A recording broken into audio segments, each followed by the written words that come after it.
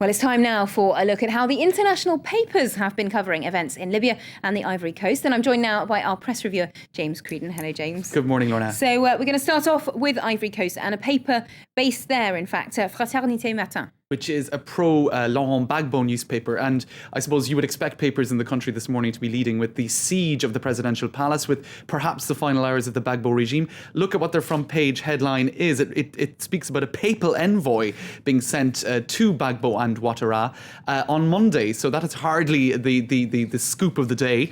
Unless he brings the peace of the Pope. Right, and manages to, I suppose, broker peace between them, which is unlikely at this stage. Now, on the website abidjan.net, there is a reaction to that headline. Sylvestre Baladar says, well, an emissary of the Pope is not up to the job. God himself would have to come to resolve the problem now. Another says, we thought that God was on Gbagbo's side. Indeed, Gbagbo and his wife are quite evangelical and would have repeated a lot over the last 10 years that God had chosen them to lead the country. Well, you would think it's Lucifer now, says Amara Ahidara, because God would not have abandoned his children in this way. Gbagbo fell like a rotten fruit. Now, he hasn't fallen just yet, but it appears to be on the way. Now, we'll have a look at a photo that has actually grabbed a lot of the attention of the press this morning. That's on the front page of the French paper Libération. It was taken by an AFP photographer. It's also on the front page of the International Herald Tribune. They are Gbagbo troops around Abidjan, trying to, I suppose, ward off the advance of Ouattara's troops, and apparently not doing a very good job, it seems. So that photo grabbing attention today. Now, another story on the front page, uncertain Japan's youth seek meaning. Now, this I thought was quite an interesting story. Today is the 1st of April, which is traditionally the day when Japanese young employees start their new jobs. It's sort of like the I suppose, the Japanese rentrée, which is typical here in France of the start of the working year.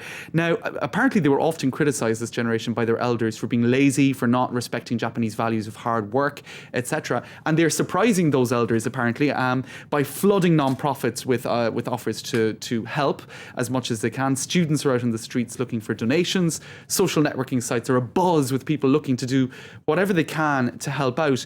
And there's just two quotes which I found interesting. One young man starting work says, "Before the earthquake, I only thought about myself, about what I could do for my new company. Now I think about what I can do for the whole of society." Another, who is due to start at a bank, says in fixing broken walls and retiling roofs, he's hoping to repair people's lives and bring deeper meaning to his own. So big changes there. Indeed, and sort of heartwarming testimony about people just doing everything they can to help out.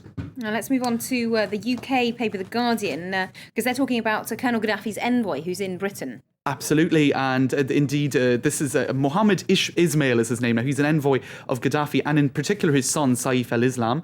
And apparently, he was engaged in secret talks with London over the last number of days. A further hint, according to the Guardian, that perhaps the regime, in particular some of Gaddafi's sons, such as Saif al-Islam, are looking for an exit strategy. This came out just hours, of course, after the foreign minister Moussa Koussa announced that he was resigning on arriving in London. So that's the main news story on the front page of the Guardian this morning. But we do have some April Fools, possible April Fools jokes in any way. Not just rentrée for Japanese people, but also April Fool's Day. Yes, if you have a look on page 2 of The Guardian, they announce a 24-hour live blog chronicling every key development of the royal wedding.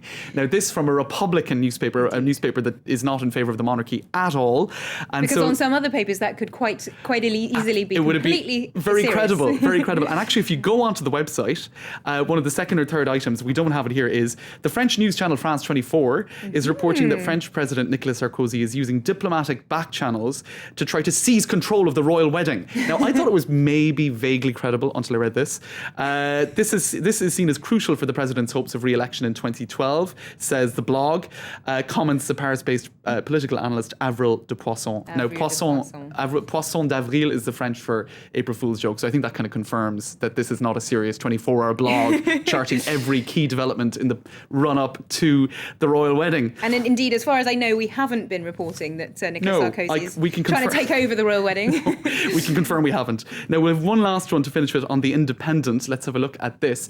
Apparently, Ronaldo, the famous Portuguese football player, in an act of utter self-sacrifice, has offered to play henceforth for Spain.